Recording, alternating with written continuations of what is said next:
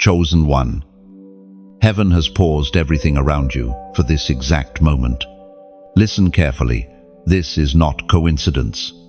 This is divine intervention. You are standing before something sacred, something prepared before time began, a heavenly gift wrapped in light, reserved only for those marked by divine calling. Heaven looked at the chaos of this world, saw your endurance, and whispered, "That one prepares something eternal for them." You have no idea the magnitude of what has been written in your name. You are not here by mistake. Every tear, every sleepless night, every hidden ache has been accounted for in heaven's design. The angels have carried your name through storms and shadows to this very second. The throne of God has ordained a gift, not of silver or gold, but of purpose, peace, and power. Yet, there is a warning. For every divine promise, there is also a danger.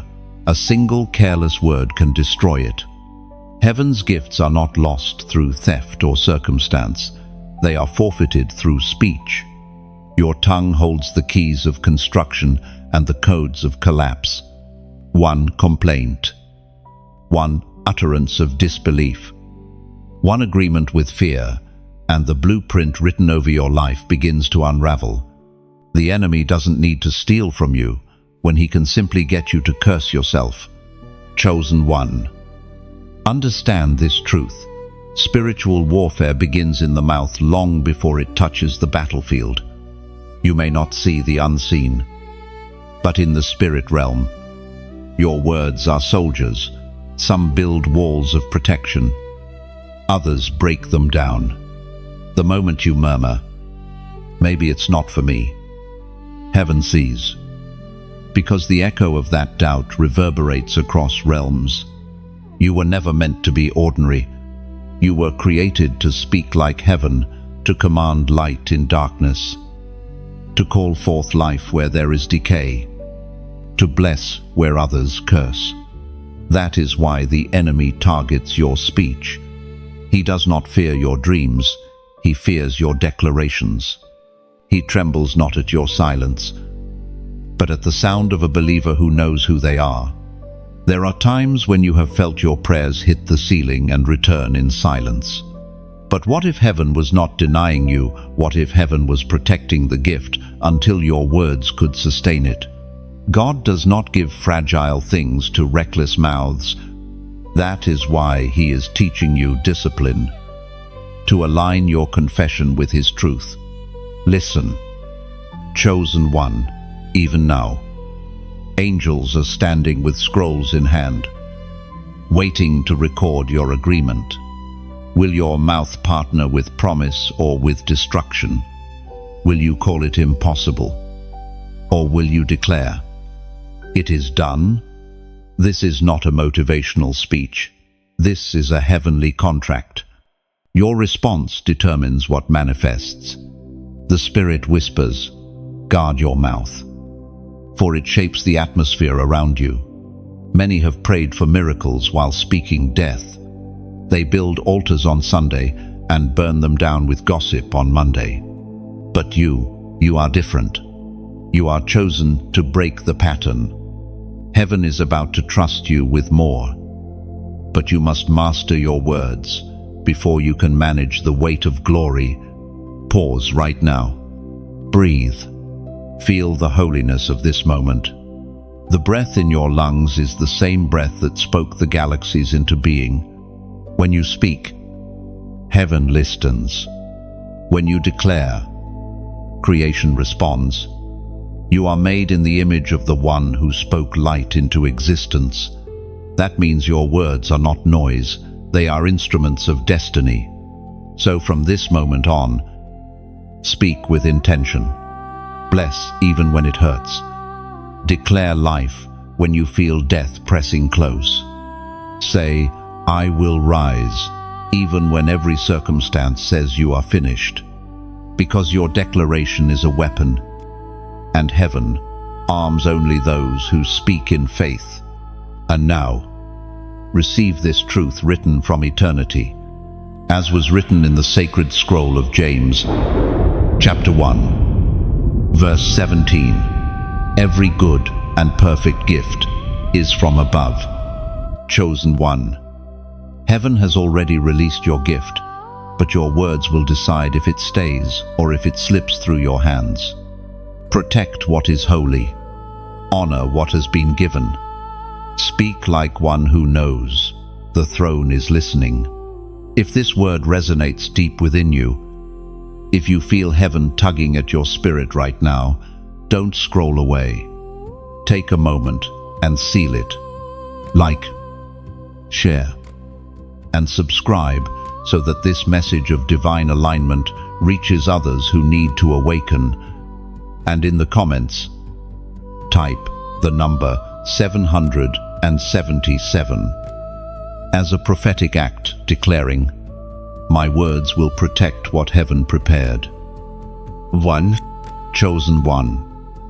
You have just glimpsed the magnitude of heaven's generosity, but now you must understand the gravity of your own speech. The greatest mysteries of creation are encoded not only in what God speaks, but also in what you echo. Words are not empty vibrations, they are containers of spiritual energy. Every syllable you release either nourishes your destiny or poisons it. Heaven operates on a principle. Agreement creates manifestation. That is why your tongue carries the weight of life and death. When God formed humanity, He did not give you wings or claws or armor. He gave you a mouth that mirrors His creative power. Every decree you make draws something from the invisible into the visible. You can build kingdoms with your sentences or burn them down with a single careless confession. There are times when you speak without realizing that heaven records every declaration. Angels stand as witnesses to what leaves your lips, and the unseen realm rearranges itself according to your words. When you say, "I can't," you license darkness to build walls. When you whisper, "I will rise again," you give heaven permission to construct the ladder. The difference between victory and defeat is often not in circumstance, but in speech. You have been through battles where your strength seemed spent, yet the outcome was decided not by your might, but by what you said in the storm. Every time you cried, "I will not give up," heaven advanced its armies. But when you complained, when you cursed your own path, the light paused, waiting for you to realign your words.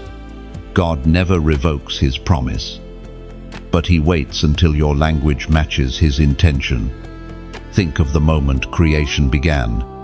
God looked into nothingness and spoke, "Let there be light." Those 4 words shattered the silence of eternity and birthed existence itself. The same pattern continues through you. You are made in His image. Therefore, your mouth holds creative codes. Yet many of the chosen have unknowingly built prisons with their own proclamations. They call themselves unworthy, unqualified, forgotten, and heaven, bound by the laws it established, cannot contradict their confession until they repent and realign. You have seen how negativity spreads. A single phrase of despair can darken an entire atmosphere. But the inverse is equally true. One sentence of faith can illuminate an entire house. When you say, "God is still working," even in weakness, that utterance becomes a torch guiding you through shadowed valleys. You must now become deliberate in every word. Speak as one aware of divine surveillance. When you declare blessing, do it with authority. When you reject fear, do it with conviction. The spiritual realm does not respond to half-hearted whispers. It answers the voice of certainty. That is why darkness trembles at conviction but mocks hesitation. This is why heaven teaches restraint, not silence, but precision. The power of your speech lies not in its volume, but in its alignment. Heaven's language is pure, without contradiction. The more your words harmonize with that purity, the more power they carry. Consider this. When Jesus stood before the tomb of Lazarus, he did not shout prayers of panic. He simply said, "Lazarus, come forth." That clarity resurrected what everyone else had declared dead. It was not the length of his sentence, but its purity that commanded life. You are called to speak with the same authority, not to echo fear, but to command resurrection over everything dormant within you. Your destiny requires linguistic holiness. You can no longer afford the luxury of careless conversation, gossip, complaint, sarcasm. They drain your spiritual strength. Every casual negativity is a seed that grows thorns in your field. Guard your mouth as you would guard a temple, for your words are incense rising before God. If you understood the record heaven keeps, you would speak more slowly, more intentionally. Every thank you, every declaration of faith, every whispered prayer becomes architecture in eternity. You are building a kingdom with sound. Even now, the Spirit is cleansing your vocabulary. You will find yourself pausing before you speak, sensing divine weight on each syllable. That hesitation is not fear, it is reverence. It is heaven retraining your tongue for dominion. And so, chosen one, embrace the discipline. Let every sentence become a sermon of truth. Let every utterance become a prophecy. When you say, "It is well," you are not lying to yourself. You are summoning heaven's order into chaos. Remember this eternal truth according to what is revealed in the book of Proverbs, chapter 18, verse 21. Death and life are in the power of the tongue. This is not poetry, it is law. Heaven listens, hell listens, the earth listens. What you speak echoes into all three realms. You are not a victim of sound, you are a master of it. So speak with purpose. Decree what God decrees. And from this moment onward, let your tongue carry the fragrance of heaven, not the residue of fear. Chosen one, now that you understand the weight of words, it is time to unmask the oldest trap in existence, the whisper of doubt. It does not come roaring like a lion. It arrives softly, almost kindly, with questions that sound reasonable but carry venom. The enemy does not need to scream to destroy your faith. He only needs to whisper one word that makes you question what God already promised. From the beginning of time, that whisper has undone destinies. It slithered through the garden of perfection and asked Eve a single question: did God really say? That sentence has echoed for centuries, wrapping itself around hearts that once burned with conviction. The same question still finds its way to you, not through serpents now, but through fears, delays, disappointments, and silent battles. You've felt it, haven't you? That thought that creeps in late at night when everything feels still. Maybe God forgot me. That is the serpent in modern disguise. He doesn't come to steal your gift outright. He comes to get you to doubt it. Because once you doubt it, you open the door, and he no longer needs to push. The whisper of doubt does not attack your circumstances first. It attacks your memory. It tries to make you forget the moments when God came through, the times you were carried through storms you should not have survived. It rewrites your story in lies, convincing you that maybe it was luck, maybe coincidence, maybe not divine at all, but heaven says otherwise. You must recognize his pattern. He plants small phrases into your thoughts. What if it doesn't work? What if I'm not good enough? What if I heard wrong? Each question is designed to erode the foundation of trust between you and heaven. If you entertain those whispers long enough, they grow roots and begin to speak louder than the word of God. But hear this clearly, doubt is not merely a feeling, it's a strategy. It doesn't shout, it sows. It won't tell you to abandon your calling, it will tell you to wait until you're ready. It won't tell you to reject God, it will tell you, maybe he didn't mean it that way. Subtle, gentle, deadly. You are in a war of sound. Heaven declares truth, and hell counters with suggestion. One seeks your agreement, the other your hesitation. The battle is not fought with swords, but with sentences. Your mind is the field, and your heart is the prize. So how do you defeat the whisper? You speak louder with truth. When doubt says, "You can't," you respond, "I can do all things through Christ." When doubt says, "It's over," you reply, "My God restores." Faith is not silence. Faith is answering lies with the language of heaven. Chosen one. Even now, heaven is reminding you that silence toward lies is consent. If you don't confront the whisper, you start to believe it. That is why you must speak the word over yourself daily. Speak even when your voice shakes. Declare even when tears fall. For in every declaration, you drown the serpent's hiss beneath heaven's thunder. You are not losing your mind. You are under spiritual assault, but you are equipped. The very same voice that once cursed yourself can now command freedom. You are not powerless against this whisper. You are the storm sent to silence it. Listen carefully. The Spirit of God does not accuse. He affirms. He will never say, "You are not enough." He says, "My grace is sufficient." He will never say, "You are too late." He says, "I make all things new." Learn to discern the voice that lifts from the one that drains. As was recorded in the sacred book of Genesis, chapter 3, verse 1. Did God really say?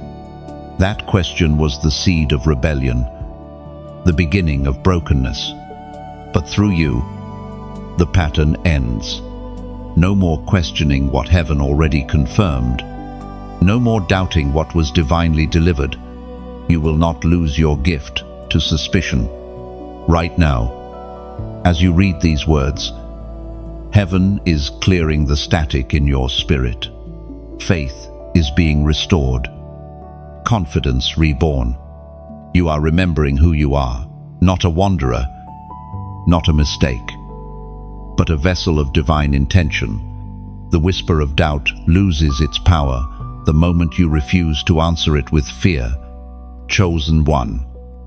Let this be your moment of spiritual defiance. Lift your head, straighten your back, declare in your heart, "The whisper ends with me." Now, type these words in the comments as a seal of your awakening. No more doubt. Oh, when you type it, you're not typing for the algorithm. You're testifying before heaven. You're declaring that the serpent's question no longer has authority over your mind. You are announcing to the unseen realm that your faith has returned. Unbroken, unshaken, and unstoppable. Chosen one. The whisper has been exposed. But the battle is not over. Now you must face the furnace, the place where faith is tested, refined, and proven. Genuine. The fire does not come to destroy you. It comes to reveal what is indestructible within you. Every chosen one must pass through this stage. where what you believe is pressed against what you feel, and what you declare is tested by what you see. You've wondered why certain seasons seem relentless, why prayers that once flowed easily now feel heavy, unanswered, echoing against silence. Heaven has not ignored you. It is observing whether your faith will remain firm when evidence disappears. Anyone can believe when miracles are visible, but heaven crowns those who believe when nothing seems to work. Faith under fire is not weakness. It is worship in its purest form. When you continue to trust while trembling, that trust becomes sacred incense before the throne. Every chosen one is forged in this unseen trial. The pressure you feel is not punishment, it is preparation. God is proving the weight your faith can carry, because soon He will place nations, assignments, and souls upon it. Understand this: spiritual fire never asks permission. It enters quietly through betrayal, delay, disappointment, or loss. And suddenly, you find yourself in a situation where all that remains is belief. The enemy will whisper, "Where is your God now?" But faith answers, "He is here, even in the flames." The truth is, fire exposes what cannot last. It burns away dependence on applause, on control, on human strength. It teaches you the sacred art of surrender, not the giving up of hope, but the giving in to trust. You stop fighting for your own version of victory and start trusting that even defeat can serve divine purpose. Do you remember the 3 Hebrew men in Babylon's furnace? They were bound, cast into flames. Yet what burned was not their bodies, but their bondage. The fire that was meant to kill them only purified them. And in that fire, another appeared, one whose presence silenced every threat. That story is not ancient myth, it is a mirror. You are standing in your own furnace now, but you are not alone. Faith under fire does not make you impressive, it makes you invincible. You are learning to see beyond appearances. When doors close, you no longer panic, you recognize redirection. When people leave, you no longer crumble, you recognize divine pruning. Every hardship becomes holy when viewed through the lens of trust. Many lose their blessing here because they mistake fire for failure. They think God has abandoned them, when in truth, He is near. The fire reveals purity, not punishment. It strips away every false dependency so that only faith remains. This is where your words must stay steady. Speak what heaven says. Even when emotions rebel, let your declarations remain anchored in truth. I am not forsaken. I am being formed, chosen, one. What you are enduring now will become testimony later. You will speak from scars that glow, not wounds that bleed. The very thing that once threatened to break you will become the evidence that you were chosen. Fire is heaven's way of proving that your calling is not fragile. Do not despise these days of testing. The pressure you feel is proof that you are being prepared for glory. God is stretching your endurance, because greater assignments demand greater stability. He is teaching you to remain peaceful in chaos, to trust when you cannot trace.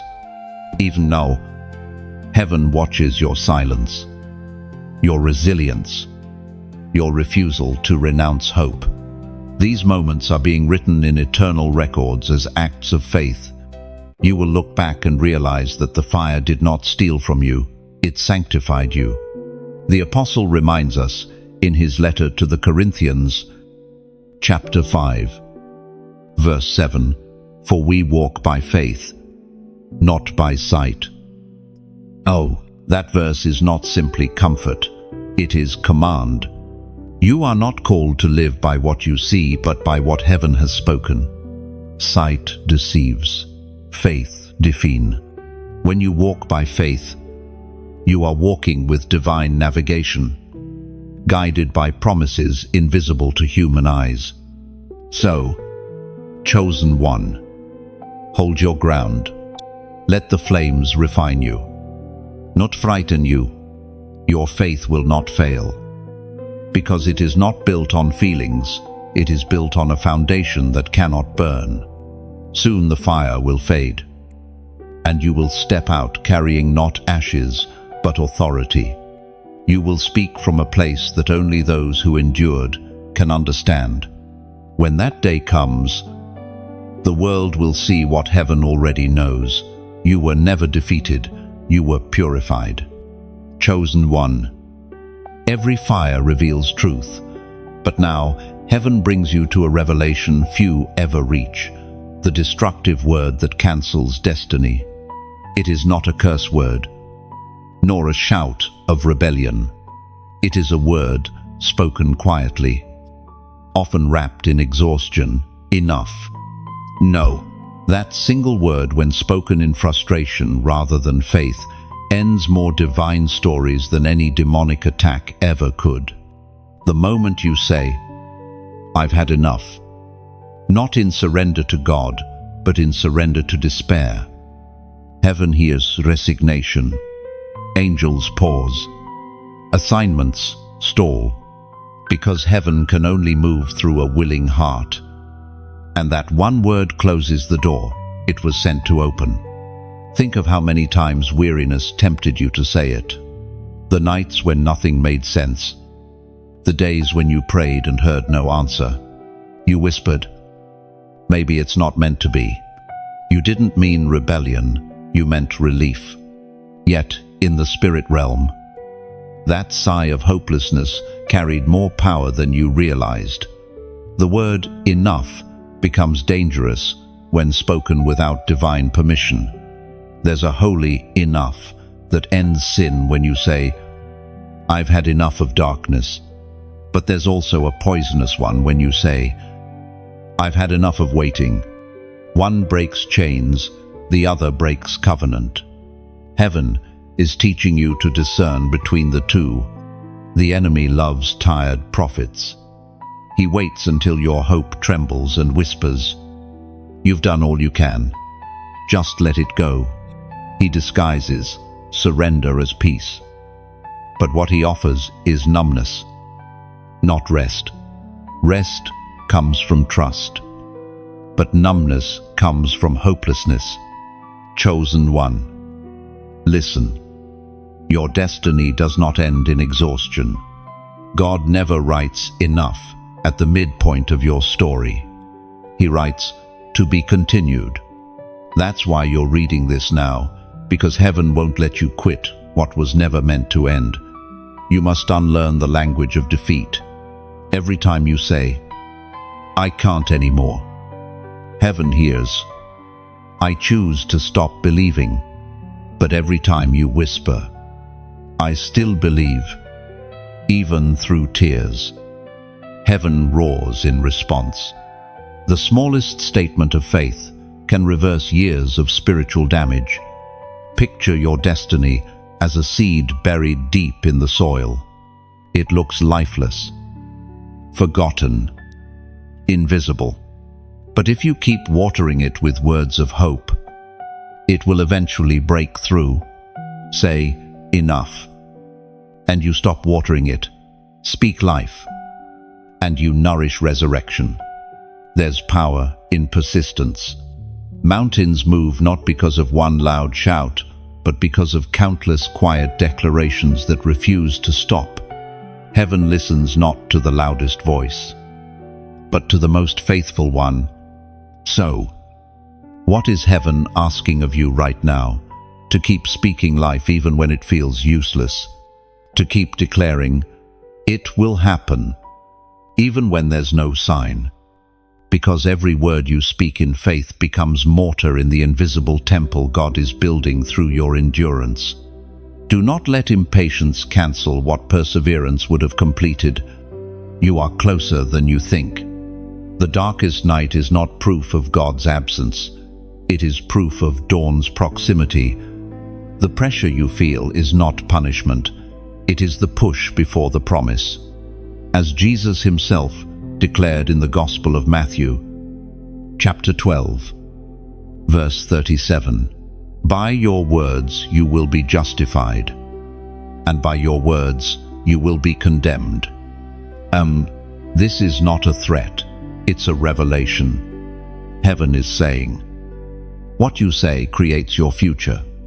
If your words build altars of complaint, you'll live among ruins. But if they build altars of worship, you'll live under glory. Chosen one. This message is not to condemn you, but to awaken you. You've spoken words in pain that heaven is now ready to redeem. The same mouth that once cursed its own calling can now consecrate it. Speak again, but this time with conviction. And if this word finds you at that fragile edge where you're tired but still trying, where your faith flickers but refuses to die, then let this be your sign. Heaven sees you. You're not invisible. Every whisper, every tear, every trembling yes has reached the throne. Now, if this message touched something deep inside you, let's make it more than words. Like this message, not for vanity, but as a public amen. A small act that says, I'm still standing. Share it. So someone else on the verge of saying enough can find strength again. And if you haven't yet, subscribe not to a channel, but to a rhythm of reminders that heaven is still moving. Think of it like planting seeds in the digital soil, each share. Each connection is light shining on another soul's dark night. Together, we keep the garden of faith alive. Chosen one. The story is not over. Heaven has not withdrawn your gift. It waits, patient and certain, for your voice to rise again. So, breathe, speak gently, and say with quiet power, I will not cancel what heaven prepared. Chosen one. Heaven does not leave you defenseless. Where darkness whispered doubt and despair, heaven now places in your mouth a word of power, a counterword, forged in divine fire. This word rebuilds what hell tried to destroy, heals what grief dismantled, and restores what silence buried. It is the word that reverses the curse. For too long, the enemy has tried to convince you that your voice no longer matters. But God says otherwise. He has been waiting for the moment when your speech would shift from complaint to command, from fear to faith, from wounds to worship. That moment is now. Understand this. Heaven moves on sound. Before there was light, there was a voice. Before there was creation, there was command. And now, heaven waits again for your command. The enemy knows he cannot silence your destiny, so he tries to silence your confidence. But once you open your mouth again, in faith, every spiritual chain begins to crack. This counterword is simple, yet supernatural. It is not hidden in mystery, it is hidden in obedience. When you speak it, heaven recognizes the tone of trust. The sound of your belief becomes a key, unlocking blessings that were delayed but never denied. Chosen one. The time for whispering faith is over. Speak boldly, for your words are declarations of ownership over promises heaven already wrote with your name. Say, it belongs to me. Say, it is already done. Speak it until your atmosphere changes. until peace begins to rise around you like dawn breaking overnight. You have been through seasons where silence felt like survival. You held your tongue, afraid of saying the wrong thing. But heaven says, "Speak again."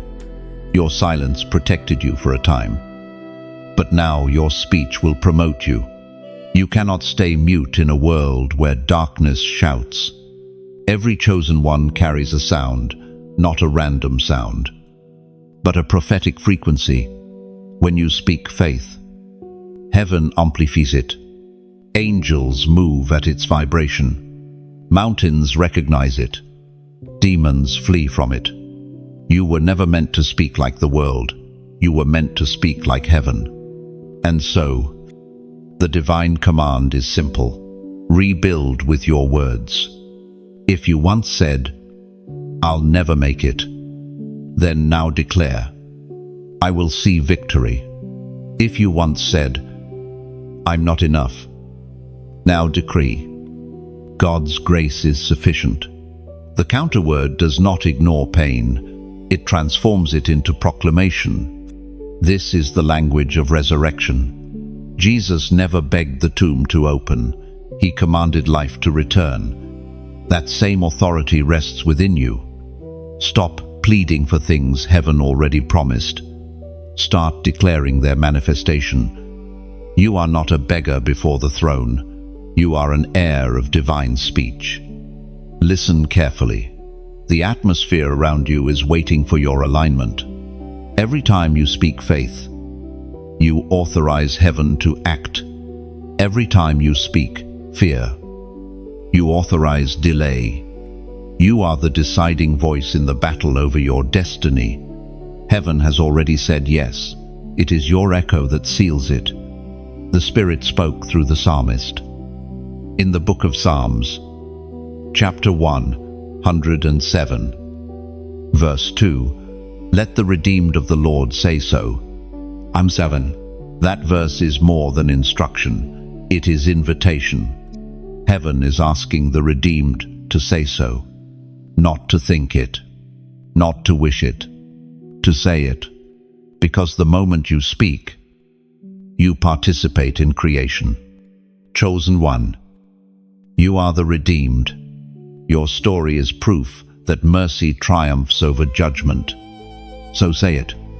Let your voice fill the room with faith again. Don't wait until you feel strong. Speak while shaking, and strength will follow. The counterword rebuilds by repetition. The more you declare it, the more heaven constructs around it. Now, listen closely. This is not just for you. There are others watching your faith in silence, waiting for you to speak again, so they know it's safe to believe. Your declaration may be the permission someone else needs to rise. So, do something prophetic right now. Seal this moment with faith. In the comments, type the number 444. It's not superstition, it's symbolism. 4 is the number of foundation, of creation, of divine structure.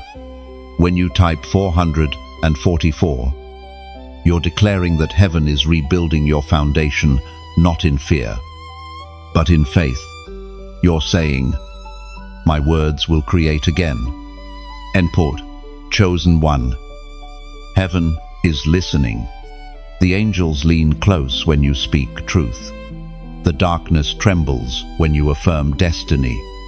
From this moment on, every sentence you utter becomes sacred construction shaping your tomorrow, brick by brick, blessing by blessing.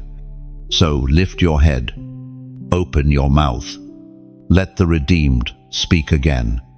Because your voice is no longer a wound, it's a weapon. Chosen one. When heaven gifted you a voice, it gave you more than communication. It gave you a weapon. Every conversation, every sentence, every whisper that leaves your lips enters the unseen battlefield between light and shadow. What you say does not simply vanish into the air. It travels. It collides. It creates. Your words become banners under which armies rally, angelic or demonic, depending on whom your speech agrees with.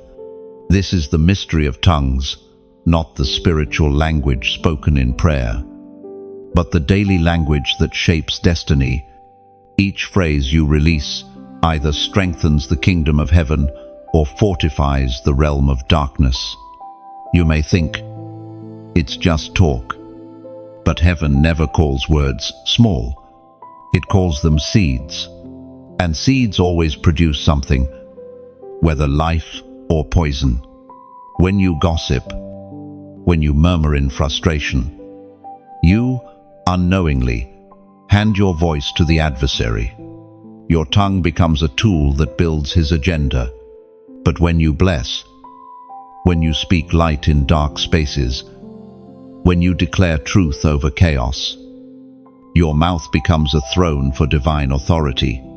The two cannot coexist. The tongue cannot be both fountain and fire. But every day, you choose which it will be. You've noticed how certain conversations drain you. That is not coincidence. That is spiritual exchange. Words carry atmosphere. They cling to hearts like perfume or smoke. When someone speaks bitterness, the air itself thickens. When someone speaks peace, the air clears. That is why heaven calls you to watch not only what you say, but also what you allow yourself to hear.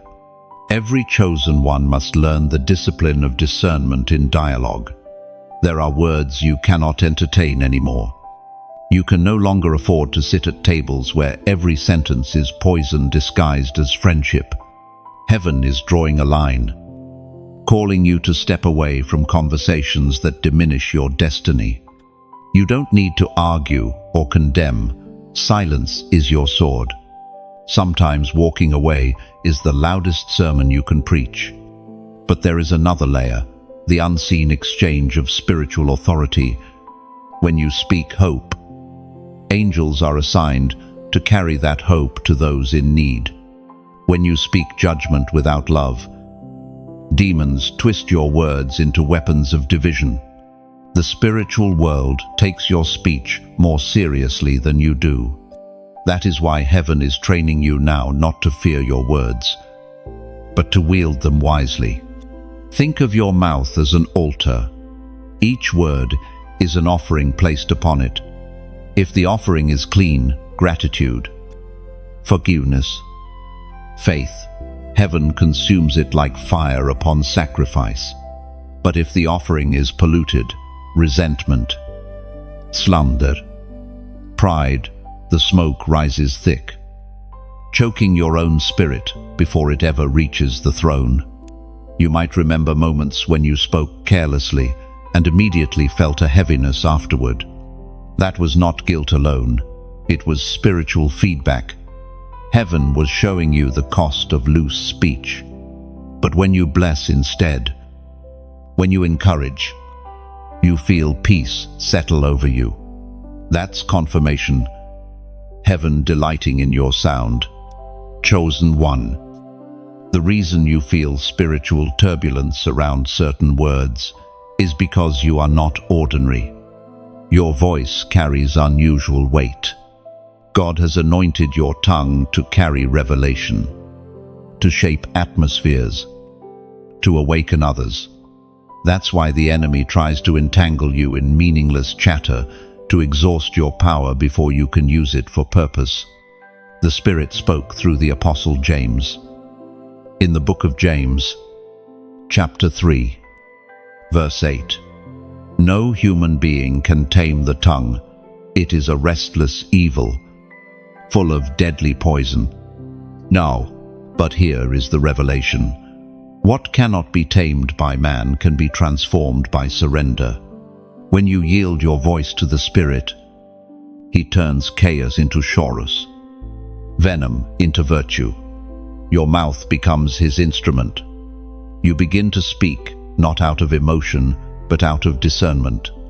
Heaven is not asking you to be silent forever. It's asking you to become sacred in your speech, to pause before reacting, to filter every word through grace. Because your words do not just describe your world, they design it. Imagine this.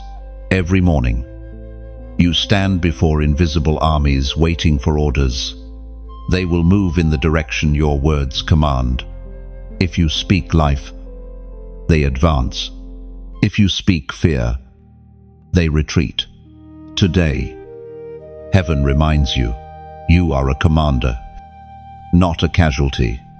Speak like one who knows that sound shapes destiny. So guard your conversations. Choose words that build bridges, not walls. Let your tongue be a river of healing, not a hammer of harm. And when you must speak correction, let it flow through love. That is how you wage warfare with wisdom. Chosen one, your voice is a torch. May it burn bright enough to light the way for others, but never so wild that it consumes what it was meant to guide.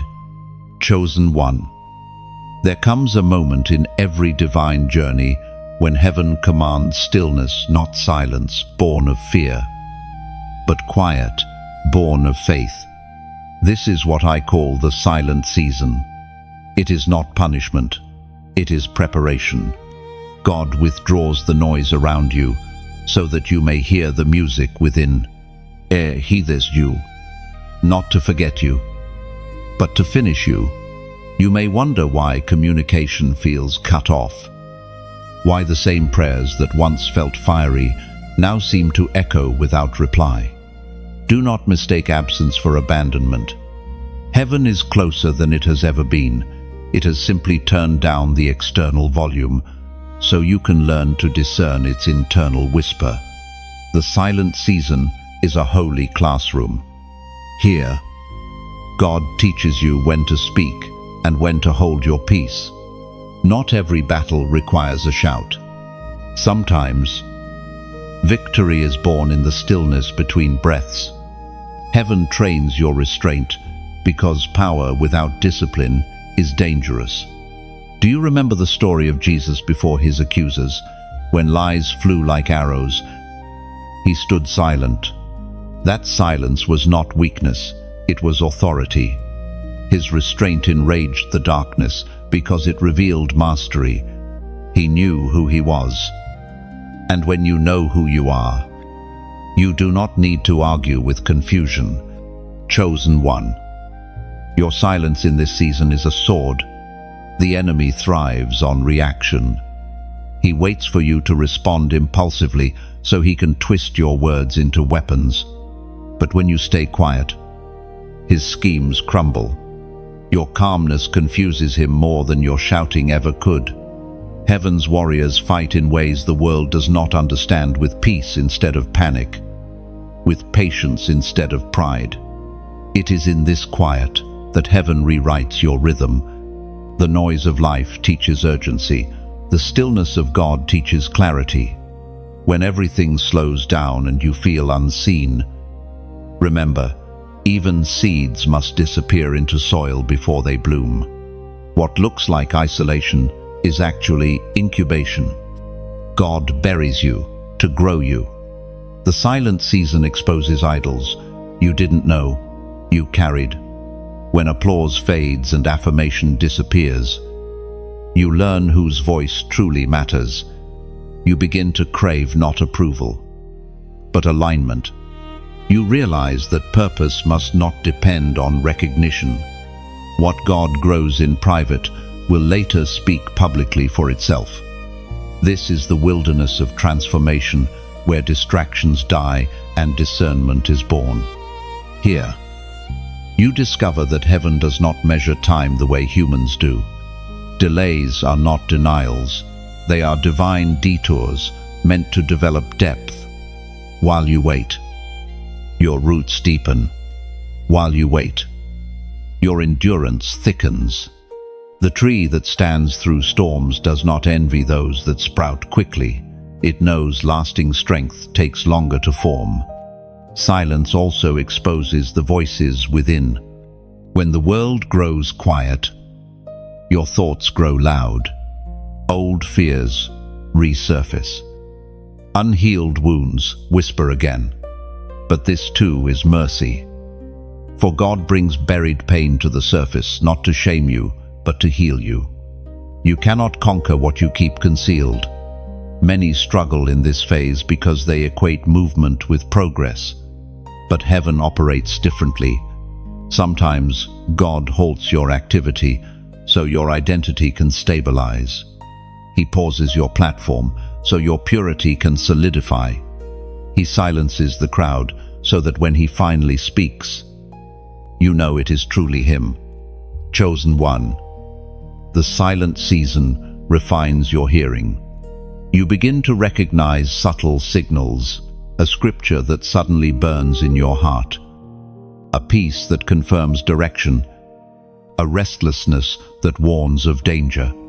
Heaven speaks, not through thunder now, but through whisper. The still, small voice is your compass. The voice of God thundered in the book of Exodus, chapter 14, verse 14. The Lord will fight for you. You need only to be still. And that word remains eternal. Stillness is not idleness, it is trust in motion. To be still is to say, I no longer need to prove myself. I trust God to defend me. In this state, you become untouchable. For the one who moves only at heaven's command cannot be manipulated by earthly noise. You may not realize it yet. But silence is sacred warfare. When others rush to speak, you wait. When others panic, you rest. And in that waiting, heaven wages war on your behalf. The unseen hand of God moves pieces into place while you stand still, unaware that every delay is a divine strategy. Soon, this silence will break, not with chaos, but with clarity. You will hear new instructions. Doors will open without your pushing.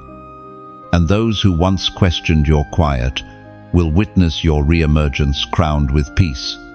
Chosen one, cherish this quiet. Do not rush to escape it. The cocoon is confining, but it is also the birthplace of wings. The butterfly cannot form without stillness, neither can you. So stay hidden a little longer. Let heaven finish what it started. When you emerge, you will not just speak, you will carry the sound of heaven. Chosen one, you have walked through silence and flame, and heaven is now calling you into purification, not of body, not of soul, but of speech. This is the season of cleansing your language. Every careless phrase, every bitter tone, every complaint has built invisible residue on your destiny. It is time to wash it away. You may not realize how much weight your words carry until you feel how heavy they have made your spirit. Complaining seems harmless, but it creates spiritual pollution. Gossip feels small, but it poisons the air you breathe. Heaven cannot flow through a mouth filled with contradiction. You cannot speak both life and death and expect peace to remain. There is power in repentance, not the kind that wallows in guilt, but the kind that rebuilds discipline. Heaven is inviting you to detox your vocabulary, to say less but mean more, to replace sarcasm with sincerity, to trade gossip for gratitude. Each purified word becomes like oil on the altar, burning with clean fire before the throne. Understand this: the tongue is the thermometer of the heart. What comes out of your mouth reveals the temperature of your faith. When anxiety increases, complaint follows. When trust deepens, praise begins to flow again. That's why God does not just heal your mind, He sanctifies your mouth. Because if your words stay wounded, your world stays wounded. Think of Moses in the wilderness. One careless word, a moment of anger, when he struck instead of speaking, kept him from stepping into the promised land.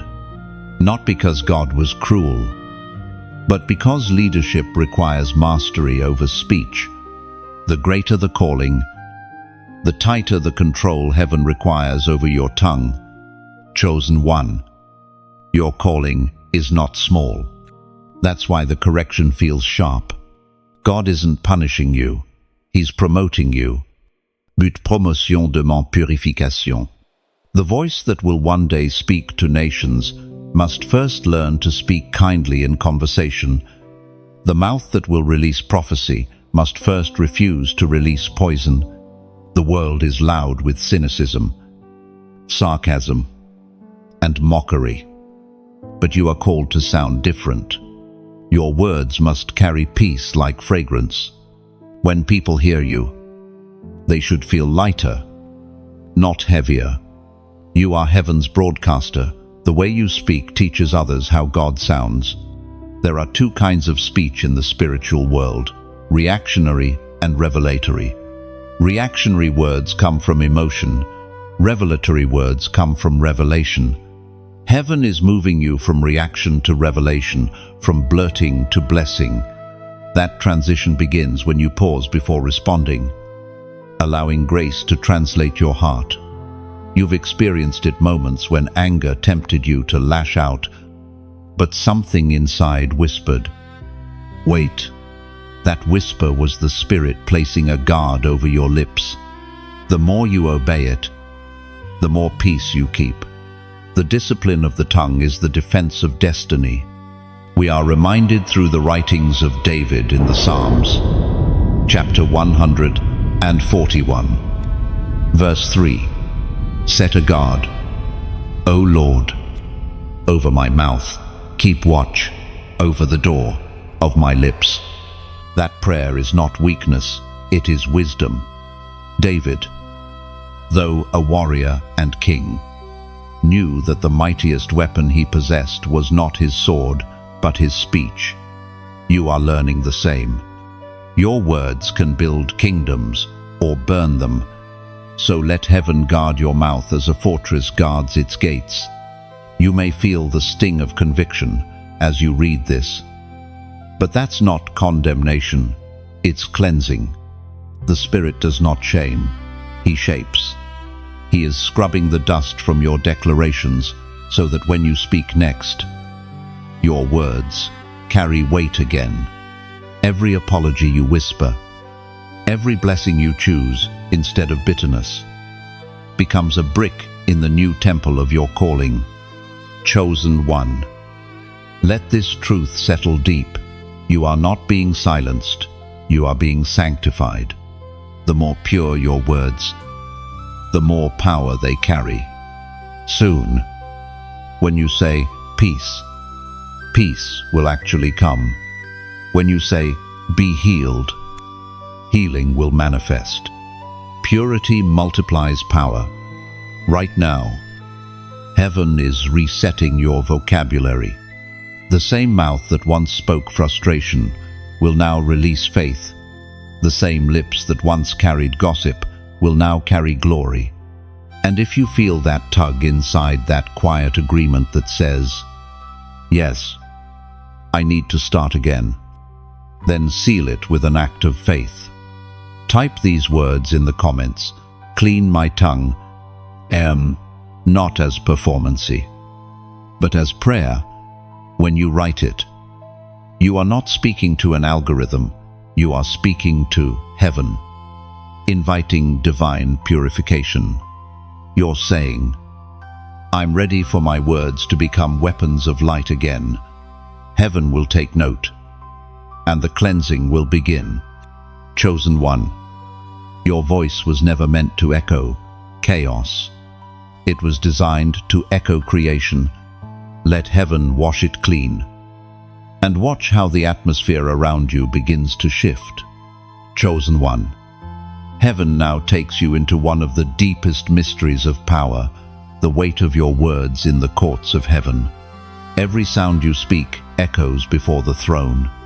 You may think your speech dissolves into air, but in the spirit, it travels like smoke, rising and forming testimony. Every prayer, every declaration, every murmured complaint, all of it becomes record. In the unseen realm, heaven functions like a court of justice. There is a judge who is holy, a counselor who intercedes, and an adversary who accuses. Each word you speak is evidence presented on your behalf or against you. This is why the word says that by your mouth you are justified or condemned, not because God seeks to punish, but because heaven honors spiritual law. When you speak faith, it becomes legal authorization for angels to act. When you speak fear, it becomes permission for darkness to interfere. Your voice is the signature on heaven's decree. What you declare determines what heaven can release. Imagine, for a moment, your words as arrows. Some fly straight toward promise, piercing through doubt and delay. Others misfire, striking your own destiny instead. The court of heaven does not judge the sound of your words alone, it judges their alignment. Are they aligned with heaven's will or with the enemy's lies? Chosen one. This is why discernment of speech is sacred. Your declarations are not mere affirmations, they are verdicts. When you say, "I am loved," you agree with divine truth. When you say, "I am nothing," you agree with hell's argument. Heaven cannot endorse what contradicts its law of life. But take heart, mercy speaks louder than accusation. You have an advocate, the one who stands beside you, who transforms even your broken sentences into intercession. When you cry, "Help me," heaven does not hear weakness, it hears surrender. Your honesty becomes holy evidence that faith still lives within you. You must begin to speak as one aware of cosmic consequence. When you pray, see yourself standing in that luminous courtroom, angels at attention, heaven silent, waiting for your decree. You are not begging for permission. You are executing authority. Christ has already granted it. Every yes and amen you speak aligns earth with heaven's rulings. Chosen one. You are not a defendant in chains. You are a co-heir with the King. The court is not meant to terrify you, but to remind you of the seriousness of your position. God trusts you to speak on behalf of light. That's why your prayers carry weight that can shift families, nations, generations. Think of your words as ink upon a divine contract. Each promise you affirm is a line you sign. When you speak love, justice, and faith, you reinforce heaven's will in your realm. When you choose bitterness or complaint, you sign your name to the adversary's argument. But even then, grace allows erasure. The moment you repent and realign, the false record burns away in mercy's fire. The ancient words recorded in Romans, chapter 10, verse 10, still echo today. For with the heart one believes unto righteousness, and with the mouth confession is made unto salvation. This is not symbolic language, it is spiritual law. Heaven's gavel falls where your words direct it. Speak rightly, and the sound of your voice becomes the melody of victory. So, from this moment forward, let your declarations rise like incense, not accusation. Speak with the awareness that heaven listens and hell reacts. Speak boldly, because your words do not end in the air, they arrive in eternity. chosen one.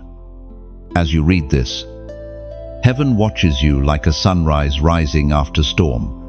God sees the small changes in your speech, fewer sighs, more songs. That shift is rewriting your atmosphere. Soon you will notice that doors open more easily, peace lingers longer, and opportunities seem magnetized to your faith. That is not coincidence. That is spiritual justice responding to your alignment. And if this revelation is stirring something inside you, that quiet realization that your words have always mattered, then let's turn this moment into an act of agreement. Like this message, if it awakened something sacred in you, share it. Not as a trend, but as a torch. Someone you love may be speaking themselves into despair without knowing it.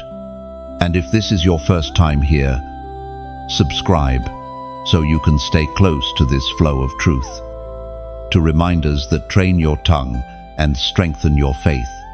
Think of it as keeping oil in your lamp.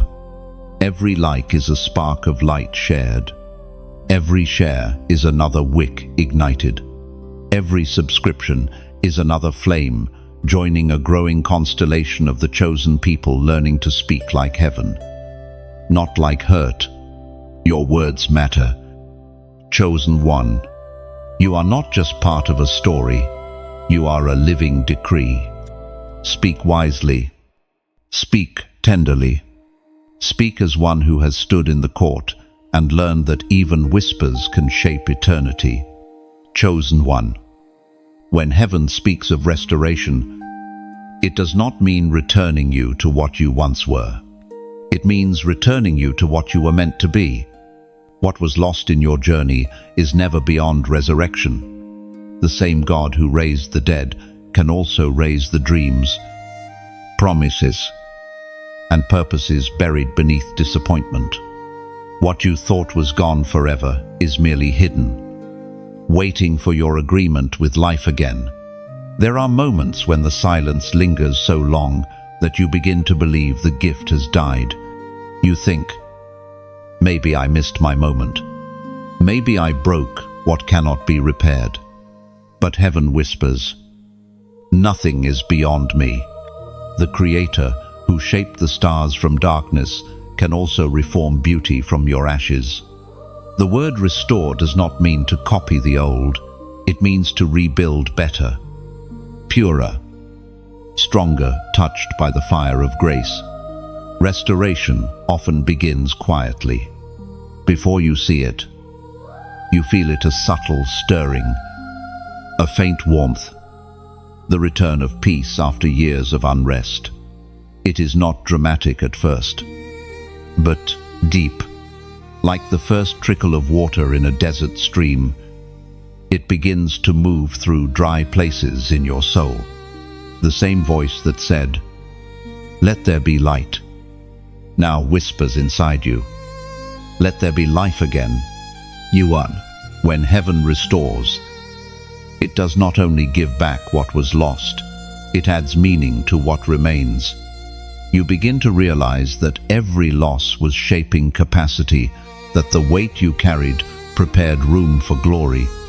The pain that once seemed pointless now becomes proof of transformation. You begin to see that what broke you also built you, that the very cracks in your heart allowed more light to enter. Chosen one. Restoration is not instant, it is intimate. God rebuilds you, piece by piece, memory by memory, word by word. The fragments of your story are being gathered by invisible hands. Every tear that once fell uncounted is now a drop of oil poured back into your purpose. The altar of your life will soon burn brighter because of what you've endured. There is a holy irony in restoration. Heaven gives back differently than the world. The world replaces, heaven renews. Replacement gives something new in place of the old. But renewal makes the old new again. You will find that God does not discard your past, He redeems it. Even your mistakes are becoming part of your ministry. The moments that once embarrassed you will soon empower someone else. This is the divine cycle of grace. Nothing wasted, nothing lost. The fire that once frightened you has now refined you. The silence that once hurt you has now taught you to listen. The wilderness that once starved you has now strengthened you. You are becoming a testimony in motion, living proof that heaven keeps its promises even after delay. As you begin to feel that renewal, don't be surprised if you sense divine nostalgia, memories of who you were before the pain. God often reawakens your first love before He restores your next level. You may remember moments when your faith was simpler, your worship freer, your hope lighter. That is heaven breathing life into your beginnings, reminding you that purity is more powerful than performance. The writings of David in the Psalms, chapter 23, verse 3, remind us, He restores my soul. End 4. Those 4 words are not poetry, they are prophecy. Restoration begins not with circumstances, but with soul. When the inner realm heals, the outer realm follows. You will notice that as your heart quiets, external situations begin to shift. Restoration starts from within. Chosen one. As heaven rebuilds, you must partner through gratitude. Thankfulness is the language of restoration. Every thank you you whisper becomes an open door for more renewal to flow. Gratitude invites multiplication. Complaint invites delay. Speak gratitude often. Even for small things, it signals to heaven that you are ready for increase. In this sacred process, resist the urge to rush. What God is restoring must last. Quick fixes fade. Divines restaurations endurent. The potter never glues, he reshapes. He crushes the clay only to form something fit for greater purpose. So if you feel pressure still, do not panic. Pressure is the potter's hand, making you ready for overflow. And soon, what was once broken will become your brilliance. You will carry a peace so deep that even the echoes of old pain cannot disturb it. The gift that seemed lost will return, but it will not look the same. It will return matured, infused with wisdom and humility. Chosen one. Restoration is happening right now, quietly, invisibly, powerfully. You may not see it yet, but heaven is already rebuilding behind the curtain of your current season. When the time comes, the unveiling will leave no doubt. What was lost was not destroyed, only prepared for resurrection. Chosen one. The time of restoration brings you to the threshold of alignment. Everything heaven promised begins to move into position, but it requires your participation. Alignment is more than agreement. It is precision, your thoughts, actions, and words moving in rhythm with heaven's design. For so long, your faith felt like fragments. One prayer here, one step there, all disconnected. But now, the fragments are forming a pattern. What once felt scattered is coming together like the pieces of a divine mosaic. Heaven has been aligning the unseen long before you could perceive it. Every delay was synchronization, not punishment. God was waiting until all elements of your destiny stood in their rightful place. Alignment is not only external, it begins inside. Heaven cannot place you into new spaces if your heart still carries old agreements. That is why this season feels cleansing, because alignment requires release. You must let go of what no longer harmonizes with heaven's sound.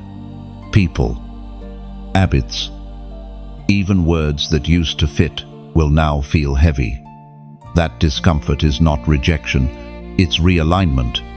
Chosen one. Imagine a harp being tuned before a great performance. Each string is tightened until its tone matches the composer's intention. That tension is not meant to break the string, it's meant to make it ready for music. You are that instrument. The stretching you feel is heaven tuning your life to play its melody through you. When alignment comes, movement becomes effortless. What once required striving will now flow. Opportunities will approach without your chasing. Conversations will connect you to doors you didn't even know existed. You won't have to force outcomes, because heaven's current will carry you. Alignment is not struggle, it is surrender in motion. But remember this, alignment also demands awareness. You must stay sensitive to correction. The Spirit will nudge you when your speech or attitude veers off key. Pay attention to those small inner pauses. That's heaven whispering. Adjust here. Soften there. Forgive now. These micro moments of obedience sustain the harmony heaven is creating in your life. As was written in the ancient book of Job, chapter 22, verse 28, you will also decree a thing, and it will be established for you. Oh, this is not exaggeration, it's revelation. Alignment gives authority. When you speak from a place of obedience, the universe recognizes heaven's resonance in your voice. Your words no longer float, they form. They become creative codes, establishing reality according to divine order. Chosen one. Heaven is calling you to speak carefully in this season. The power that flows through alignment magnifies everything you say. Blessings multiply faster, but so can errors if you speak carelessly. Therefore, stay rooted in gratitude, humility, and clarity. Before you declare anything, pause and ask, does this align with what heaven has already spoken? If yes, speak boldly. If not, stay silent until peace returns. You are entering a realm where your declarations manifest swiftly. What took years before will now happen in weeks, sometimes days. But do not mistake speed for ease. Acceleration tests focus. The faster a chariot moves, the firmer the driver's grip must be. Keep your hands steady on faith's reins. Chosen one. Alignment is heaven's endorsement evidence that your will and his are finally walking in the same direction. You have graduated from asking for blessings to becoming one wherever you go. Peace will follow wherever you speak. Order will arise. The atmosphere will adjust to your presence because your spirit now harmonizes with the Spirit of God. There is a holy rhythm to divine timing.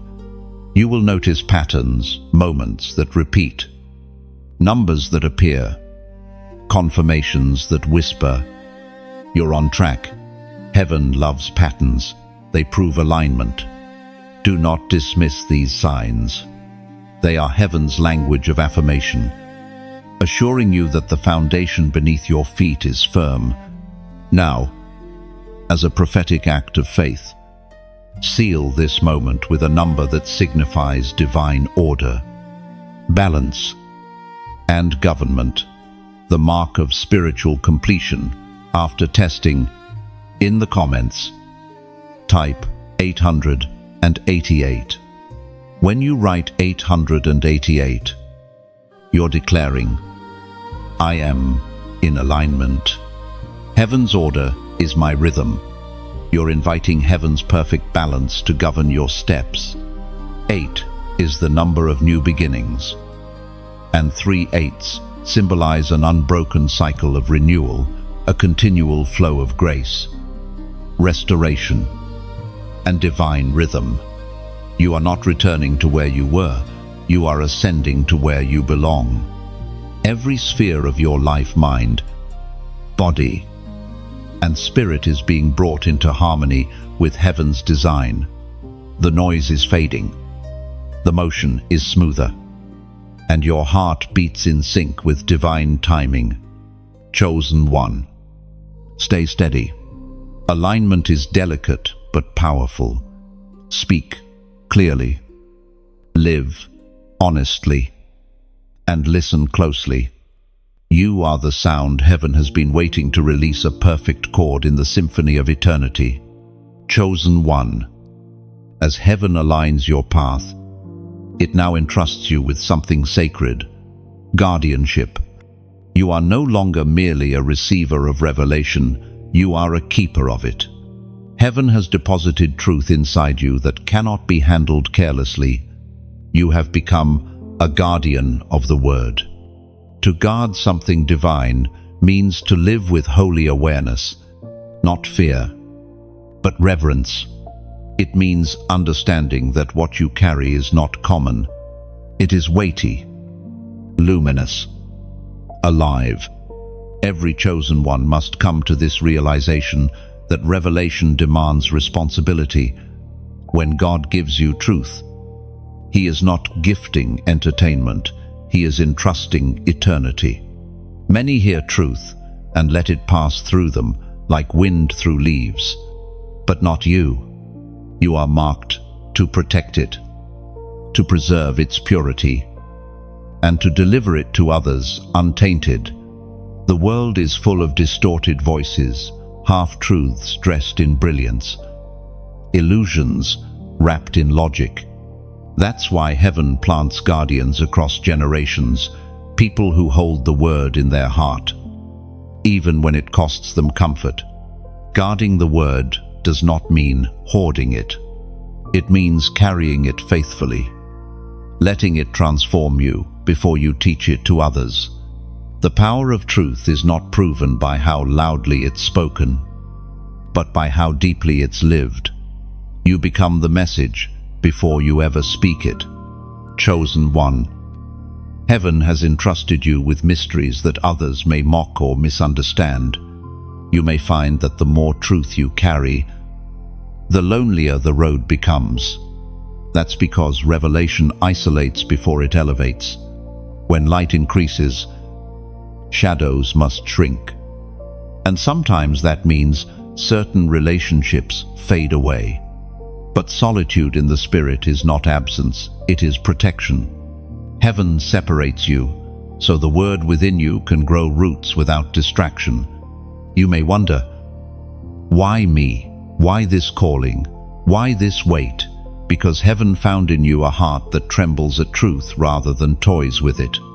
You are not the loudest, not the most polished, but you are sincere, and sincerity is heaven's favorite vessel.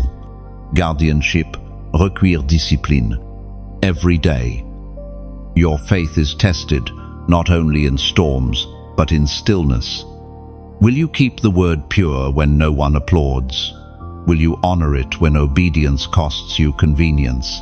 Guardians are not defined by moments of passion, but by consistency of devotion. Think of the ancient scribes who copied scripture by hand. Each letter written was a prayer, each word preserved with care. They believed that to mishandle a letter was to dishonor heaven. That reverence kept the word alive for generations. You, chosen one, carry the same assignment, not with ink and parchment, but with heart and breath. Every time you live out truth, you rewrite it upon the pages of history, as was written in the sacred book of Psalms, chapter 119, verse 11. Thy word have I hid in mine heart, that I might not sin against thee. That verse is not about secrecy, it's about intimacy. To hide the word in your heart means to internalize it so deeply that it becomes your instinct. You don't have to reach for righteousness, it flows from within. The word becomes part of your reflex, shaping every reaction. every choice, every response to life's chaos. Guarding. The word also means guarding your focus. The enemy does not always attack through temptation. Often, he attacks through distraction. He floods your life with noise, notifications, and narratives to dilute your devotion. But the guardian knows how to filter. You are learning to choose silence over spectacle, depth over display. Heaven strengthens those who protect its secrets in private before revealing them in public. The true guardians do not seek platforms, they seek presence. They do not crave spotlight, they crave stillness. You are among them, those who walk quietly with God, unseen by many, but known deeply in heaven. And though the world may never understand the sacred discipline you carry, heaven celebrates it with songs unseen. Chosen one, as you guard the word, remember this, it will also guard you. Truth has its own protection system. When the storms rise, when confusion shouts, the word within becomes a fortress around your mind.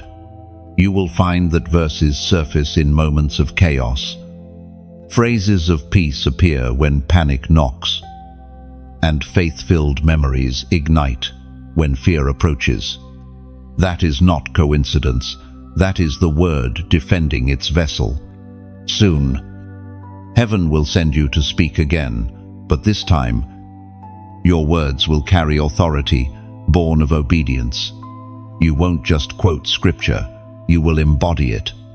Your presence will preach before your mouth opens. The guardian will become the messenger. So, stand steady. Chosen one, guard what you've been given. Protect your purity of thought, your sacred focus, your quiet flame. For through you, the word will walk again upon the earth, living, breathing, unshakable. Chosen one. There are moments when heaven commands not speech, not action, but restraint. You have already learned the value of words, but now you must grasp the mystery of silence that speaks. This is not the silence of absence, it is the silence of authority. When heaven stills your tongue, it is not withholding expression, it is amplifying power. There are times when you must let silence carry your testimony. Words can be misunderstood, twisted, or ignored, but silence true. Spirit-led silence cannot be argued with. It unsettles the proud, disarms the bitter, and humbles the arrogant. It carries a weight that explanations cannot. Heaven often moves most mightily in moments when the chosen refuse to defend themselves. You have faced situations where you were misread, accused, or underestimated. Everything in you wanted to argue, to prove your purity, to shout your innocence. But the Spirit whispered, "Be still." That stillness was not weakness, it was warfare. Because silence, when yielded to heaven, becomes a storm that rages in the unseen. It is the place where God says, "Step aside, I will fight for you." There is deep wisdom in knowing when to speak and when to stand silent. Words are weapons, yes, but silence is strategy. Sometimes heaven calls you to say nothing because what is coming will speak louder than your defense.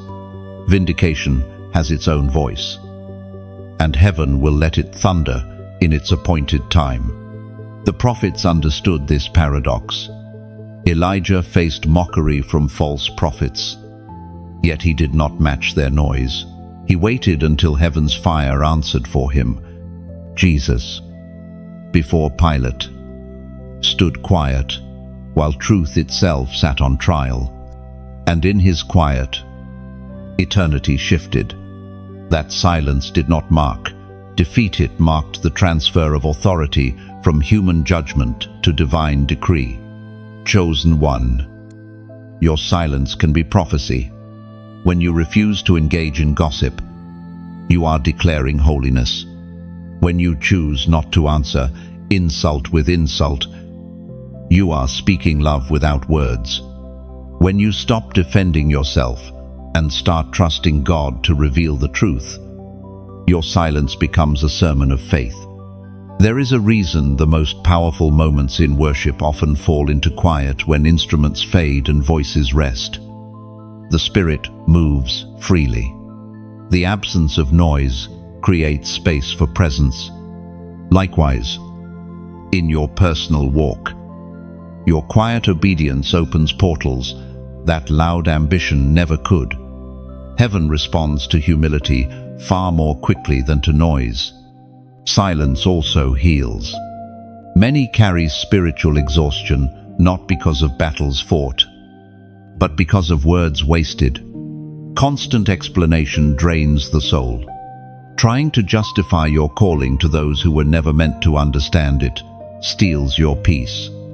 But when you stop trying to convince and simply continue, rest returns. Your fruit will one day speak for you far louder than any argument could. As was written in the sacred book of Isaiah, chapter 30, verse 15, "In quietness and in trust shall be your strength." That scripture is not gentle poetry, it is divine instruction. Strength is not found in struggle alone, but in serenity. Power is not always proven through thunder, but through composure. Heaven calls you to cultivate inner calm as your shield. The quieter you become within, the clearer you hear God's direction. Chosen one. The world glorifies reaction. It praises quick replies, instant rebuttals, and clever comebacks. But heaven values reflection. It honors those who listen before responding, who choose patience over impulse. Every second you wait before answering is a moment for heaven to speak through you rather than your emotions. This is what sets you apart, your ability to stay peaceful in provocation, to remain still when storms roar. Anyone can shout truth, but few can live it quietly. The authority you carry will not always be in volume, but in vibration. The silent assurance that your heart is anchored in divine confidence. Do not fear being misunderstood. Even Jesus was. Your job is not to make everyone see it, is to remain faithful until God reveals what they could not perceive. Some truths can only be understood when heaven chooses to unveil them. Until then, your silence is your sanctuary. In time, those who doubted you will witness fruit where they expected failure. They will see doors open that no rumor could close. And in that moment, your silence will echo through their hearts, louder than any speech. So, chosen one, let this truth root deeply. Silence is not surrender. It is strategy. It is the stillness before victory's sound. It is the quiet hour before dawn's breakthrough. Keep walking. Keep believing. Keep your peace intact. The less you react, the more heaven acts. Your restraint is not empty, it is loaded with light.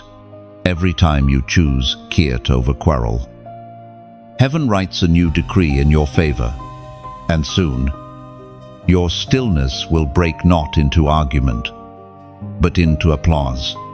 The proof will speak, and all will know. The quiet ones were never weak. They were simply waiting for God's voice to thunder. Chosen one. We are standing now on the edge of revelation, the place where heaven's warning meets human will. For every season of restoration and silence comes a moment of testing, and this one will not come quietly. Heaven whispers to you now, prepare your heart. For the next great shaking will not test your strength, but your speech. There is a word moving through the world, carried in headlines, conversations, and songs. It sounds harmless, logical, even, but it carries rebellion in disguise. It is the word that says, "Whatever feels right is truth." That word has toppled kingdoms and silenced prophets. It is the serpent's lie repackaged for a modern age. The Spirit warns, the next battlefield will not be fought with weapons but with words. Lies will wear the robes of love. Confusion will masquerade as compassion. The faithful will be tempted to compromise their convictions for acceptance. And yet, the remnant, those who carry heaven's vocabulary, will stand firm while others bend. You have been trained for this, even when you didn't realize it. Every silence, every test, every lonely night of prayer was heaven sharpening your discernment. Now you are ready. You are the voice heaven will use to cut through the fog of deception. But remember, your words must carry both fire and fragrance. Truth without love wounds. Love without truth deceives. You must hold both together like a sword wrapped in silk. Do not fear what is coming. Fear has no place in those who walk with light. Remember what the prophets endured: their isolation, their rejection, and yet their message endured centuries. Truth may be mocked, but it never dies. The same Spirit that spoke through them now dwells in you. You will see people fall for false light movements that seem noble but subtly dethrone God. Guard your spirit. You were chosen not to argue, but to anchor. Your job is not to fight every falsehood, but to remain so rooted in truth that deception dies in your presence. The words of Jesus recorded in the Gospel of Matthew, chapter 24, verse 4. Thunder across time.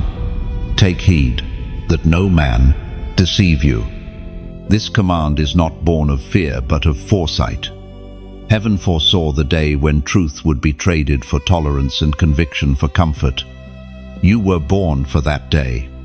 You carry the antidote to confusion, divine clarity, and that clarity is cultivated not in noise, but in communion. So, walk carefully. Chosen one, your voice carries authority, but also responsibility. Every platform, every conversation, every moment online, these are modern pulpits. Use them with wisdom. You may never stand behind a church podium, but every word you release becomes a sermon to someone watching. Now, if this message resonates in your spirit, if you feel that subtle trembling in your chest that says, "This is speaking to me," then pause here. Let gratitude rise. You are not alone in this calling. There are thousands of others awakening with the same light. When you like this message, think of it not as an internet action, but as lighting a candle in the digital dark. When you share it, see it as passing that flame to another wandering soul who needs direction. When you subscribe, imagine yourself stepping into a circle of chosen ones who remind each other that truth still speaks. And when you comment, don't just type words, write from your spirit. Speak your revelation. Testify. Encourage. Ask. Reflect. Every comment becomes a ripple that carries heaven's vibration farther into places algorithms cannot reach. The world may scroll past, but heaven never does. Every act of engagement in truth, every click done with conviction, becomes part of the divine chain, linking chosen hearts together. You are not feeding data, you are feeding destiny. Remember, the kingdom spreads not only through pulpits, but through presence, through your steady, faithful witness, through your quiet post that carries light into timelines filled with despair. Through your words that remind someone else, God still speaks. Even here. Chosen one. Do not underestimate your digital voice. You are the modern scribe, writing not with quills, but with keystrokes. Yet the ink is still divine. What you share carries seeds. Some will land on rocky ground, others in fertile hearts, but all are seen by heaven. So keep shining, keep solving, keep speaking truth with tenderness and authority. Because one day, when deception finally collapses under its own weight, your voice will be remembered as one that refused to bow to confusion. You are not just surviving the age of falsehood, you are defining it. And heaven smiles, knowing that, through your obedience, truth still breathes on earth. Chosen one. The journey has brought you far through fire, silence, alignment, and guardianship. But now heaven brings you to the crowning of your tongue. The mouth that once trembled with uncertainty is about to carry authority. You have been refined in words, tested in speech, and purified in silence, so that when you open your mouth now, heaven itself will speak through you. This is not poetic exaggeration, it is spiritual transference. The crown that heaven places upon you in this season is not made of gold, but of glory, the authority of divine utterance. Your words will carry the weight of heaven's will. What you speak will shape what you see. Chosen one. When the Spirit crowns your tongue, even your casual words begin to bear fruit. Encouragement will fall from your lips like seed, and wherever it lands, something will grow. Your conversations will no longer be filler, they will be fertilizer. People will leave your presence lighter, clearer, more alive, because heaven's breath flows through your speech. The anointing of articulation does not come cheaply. It costs restraint, humility, and obedience. Heaven gives it only to those who have learned to be trustworthy with truth. You have proven yourself in the secret places, not perfect, but yielded. And that is what God looks for, a mouth that will speak when He says, speak, and stay silent when He says, wait. End quote. The moment you were refined in silence was the moment this crown was forged. Every time you chose peace over argument, mercy over mockery, forgiveness over fury, heaven was shaping the jewel that now rests upon your words. Authority cannot dwell in bitterness, it thrives only in love. That is why you had to release what wounded you, so your voice could heal others without bleeding. Chosen one. You will notice a shift soon. When you pray, the atmosphere will respond differently. When you declare peace, confusion will settle. When you bless, people will feel tangible warmth. It will not be emotion, it will be evidence. Heaven's signature will be upon your speech. The prophet Isaiah recorded the moment of commissioning his own crowning of the tongue in the sacred book of Isaiah, chapter 6, verse 8. Then I said, "Here am I, send me." That verse marks a transition from receiving revelation to carrying responsibility. The moment Isaiah's lips were touched by the coal, he became heaven's messenger. You stand at that same threshold. The fire that once burned, you will now burn through you. Your words will not merely describe God's power, they will demonstrate it. But remember, with the crown comes accountability. The more power your words carry, the more caution heaven expects. The king does not waste decrees, and neither should you. Each time you speak, Ask yourself, does this sentence serve life? Or does it serve ego? Does it reflect heaven's mercy? Or does it echo my impatience? Crowns are heavy because authority demands discipline. You will be tested again, not through suffering this time, but through stewardship. People will come to you seeking guidance, healing, and hope. Do not rush to speak. Listen deeply before responding, and let your words come from wisdom, not impulse. The true measure of a crowned tongue is not how much it speaks, but how much it builds. Chosen one, this is your coronation season. You may not see the crown, but the spirit world does. The moment you speak, realms listen. You are no longer a voice among millions. You are a vessel through which heaven legislates love. Carry that weight with humility. Speak softly, but with certainty, for your gentleness now hides divine power. When you speak next, remember, you are not simply talking, you are creating. You are not echoing thoughts, you are executing decrees. Your tongue is no longer ordinary flesh, it is a living instrument of God's will. Let your words heal, build, bless, and release. Speak not from emotion, but from eternity. Chosen one, your mouth has become a throne of light. The crown is invisible to men, but undeniable to angels. You have been prepared to carry it not for your glory, but for His. Chosen one, we have walked together from revelation to refinement, from silence to speech, from confusion to clarity, and now you stand in the final transformation. This is the moment heaven calls the word reborn. The same voice that once wounded you will now heal others. The same mouth that once doubted will now decree destiny. The same word that once destroyed will now deliver. In this rebirth, you will notice how everything responds to your new speech. Relationships heal faster. Opportunities flow naturally.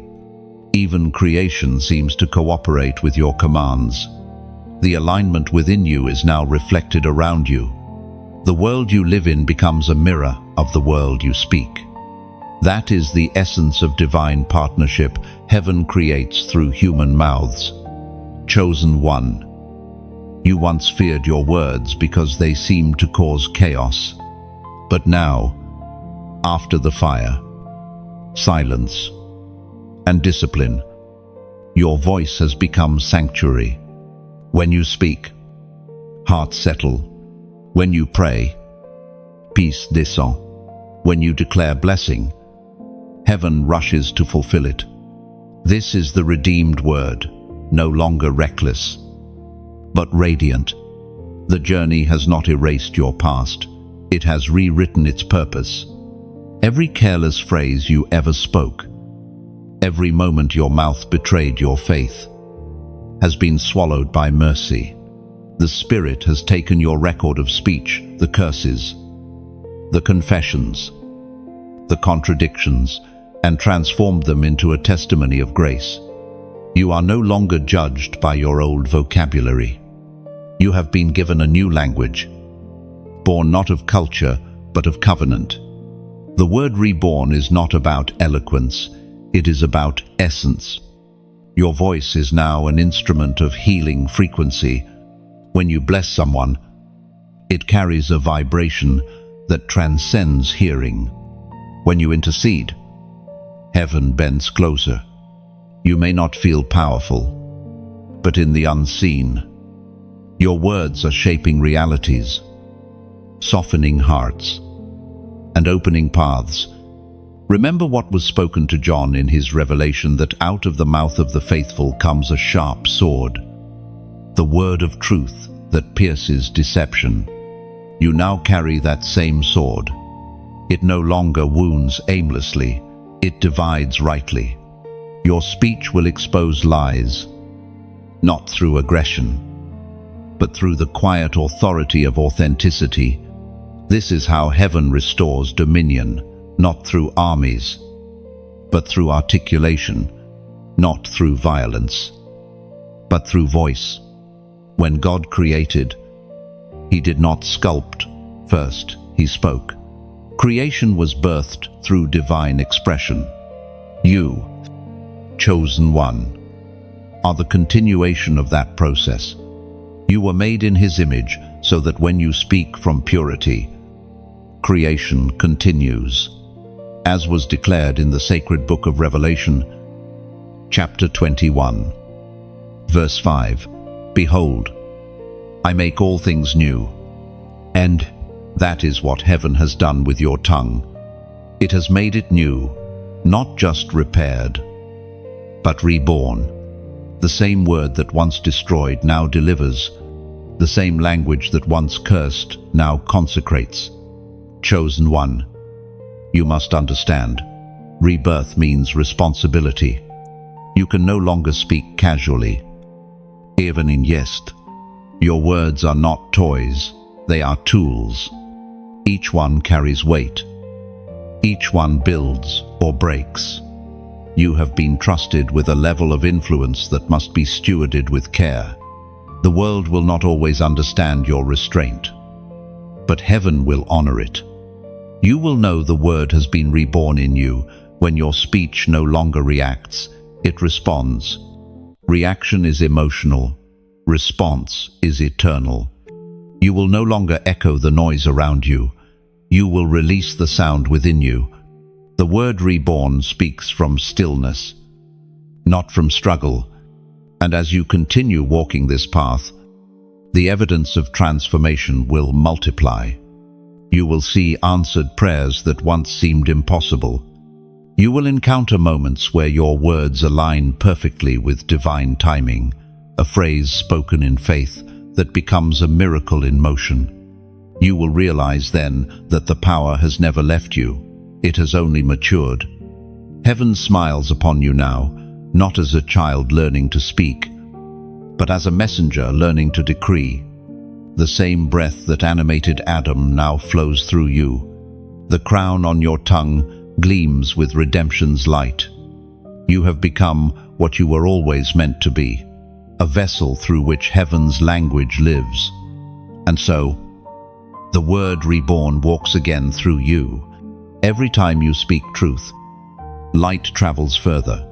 Every time you bless instead of curse, the world heals a little more. You are no longer just the recipient of grace, you are its echo. Chosen one, the word lives again, and the sound of your faith will outlast every silence. Chosen one, this is where the journey rests, not in ending, but in continuation. What you have received is not just a message, it is a mantle. The word has been reborn in you. And now, heaven asks only one thing: carry it forward. Let what has awakened in your spirit ripple outward. Speak light into the dark, hope into the weary, faith into the fearful. You are no longer waiting for a sign, you are the sign. And if this message stirred something deep within you, if you felt heaven breathing through these words, then let that response rise gently. Like this message as your silent amen, a signal to heaven that your spirit agrees. Share it as a seed, letting it find another heart that needs what you found here. Comment below what truth resonated most, so others may see your reflection and find their own.